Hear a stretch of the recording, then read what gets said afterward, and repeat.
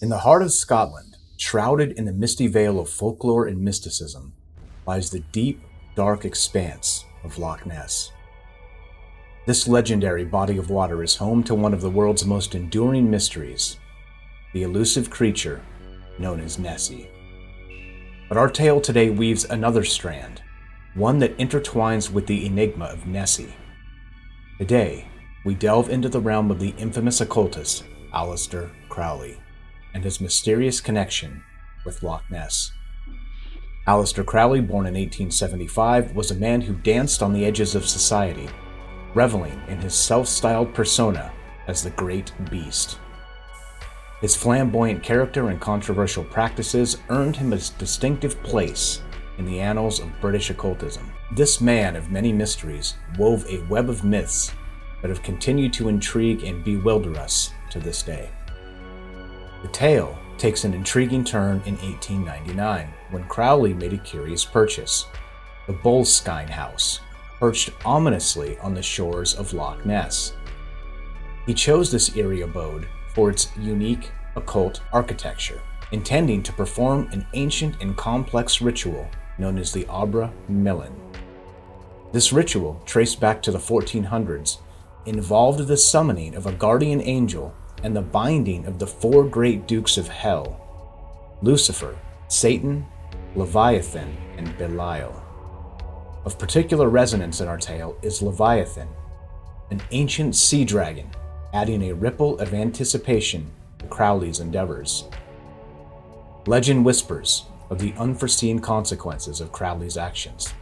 It is said that his ritual was left incomplete, a dangerous lapse according to occult tradition.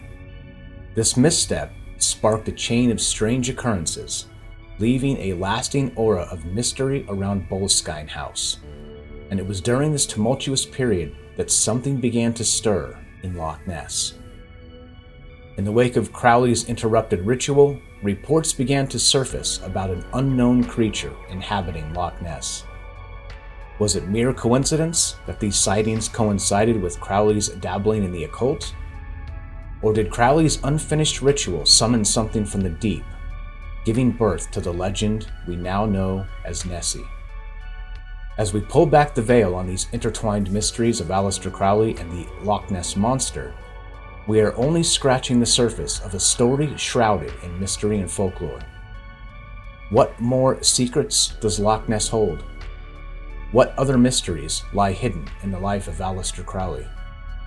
There is so much more to explore and discover, so stay tuned as we delve deeper into this fascinating tale, unraveling the threads of myth, magic, and monster. The untold story of these two great beasts awaits on Troubled Minds TV. Like I said, in 1899, a flamboyant character arrived in Inverness, a city that stands on the river Ness, leading to the famous Loch Ness.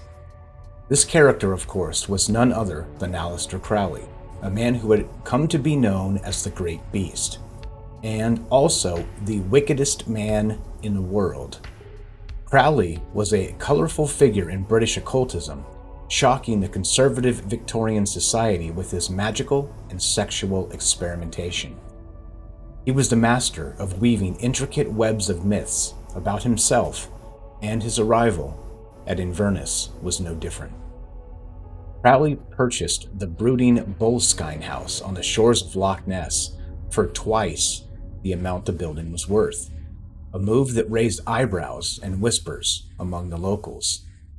But Crowley had a specific reason for this extravagant purchase. Boleskine House had something he desired. It was built on unique occult architecture, a necessary criterion for the grand ritual he intended to perform.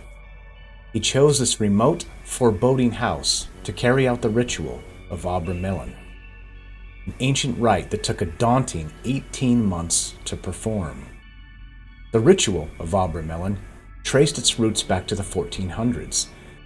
It was translated by a Jewish scholar named Abraham the Jew from a North African manuscript. This rite dealt with the summoning of a guardian angel and the binding of the four great dukes of hell. As stated previously, Lucifer, Satan, Leviathan, and Belial. Leviathan, of course, is a sea monster, or an ancient sea dragon, written of in Hebrew texts. Crowley had tried to perform this ritual in his London flat, but the unique requirements of the rite demanded a special kind of architecture, something that the Boleskine House provided. Little did the locals realize that their new Lord of Boleskine was about to usher in a period of strange occurrences and dark rumors that would forever link the fates of Boleskine House, Loch Ness, and the mysterious creature known as Nessie. As Crowley began his ritual, the veil between the natural and the supernatural started to thin. Dark tales are told of the repercussions of his rituals, of the price paid by the unsuspecting. A local butcher, merely going about his daily duties, received an order scrawled on a piece of paper that had a spell inscribed on the back. An eerie twist, the butcher lost all the fingers on his right hand while preparing Crowley's order. Even Crowley's housekeeper mysteriously vanished, leaving behind whispered speculations of supernatural intervention. A workman, tormented by the dark spirits Crowley summoned, lost his sanity. The once welcoming house transformed into a place of dread, oppressive and heavy with unseen presences. Shadows danced in the corners, as if filled with a life of their own. Winds howled through the rooms, unhindered by the calm weather outside. Strange figures were reported in the vicinity. Then, of course, we have Nessie, the Loch Ness Monster, a cryptic creature of the depths. Reported sightings speak of a creature that seems to belong to another era, a prehistoric marine reptile somehow surviving into modern times. Some attribute a spiritual essence to Nessie, while others believe it's a misidentified common animal. It's a mystery that has captivated imaginations and spurred numerous investigations, yet the creature remains elusive, a spectral apparition in the vastness of Loch Ness. Whispers of a connection persist, a connection born from speculation, a shared geographical location, and Crowley's profound occult practices. Was it possible that the great beast's rituals summoned or manifested the Loch Ness Monster? The question lingers, fueling intrigue and curiosity. Yet, Boleskine House's tale does not end with Crowley. The notorious residence, imbued with its dark past, changed hands several times. It even found an owner in Led Zeppelin's guitarist Jimmy Page, a Crowley fanatic. Page bought the house for its historical connection to Crowley, adding another layer to its already enigmatic history. Today, the property retains its geographical and spiritual significance to modern occultists. Practitioners of Thelema, Crowley's religious philosophy, are instructed to turn and face north to Boleskine when conducting certain magical ceremonies. The legacy of Crowley lives on, intertwined with the lore of the Loch Ness Monster, in the annals of the mysterious and the inexplicable. Boleskine House passed through a series of different hands, with each owner seemingly unfazed by its dark history. Yet, it wasn't just the house that echoed the legacy of Crowley's presence. The shadow of his rituals seemed to ripple out into the loch itself, awakening the ancient beast of the deep. And it was this beast, possibly this Leviathan, that Crowley may have inadvertently stirred with his rituals. While the stories of the Loch Ness Monster date back centuries, the modern myth of Nessie began to take shape in the 1930s, decades after Crowley's time in Boleskine House. Sightings of the creature became a regular occurrence, and the loch was frequently scanned by various expeditions, hoping to find proof of its existence. As of today, the Loch Ness Monster remains one of the most enduring mysteries of Scotland, much like the occult legacy of Aleister Crowley. The supposed connection between the two, a fascinating tale of magic, myth, and mystery, is a testament to the power of stories and the lasting impact of enigmatic figures like Crowley.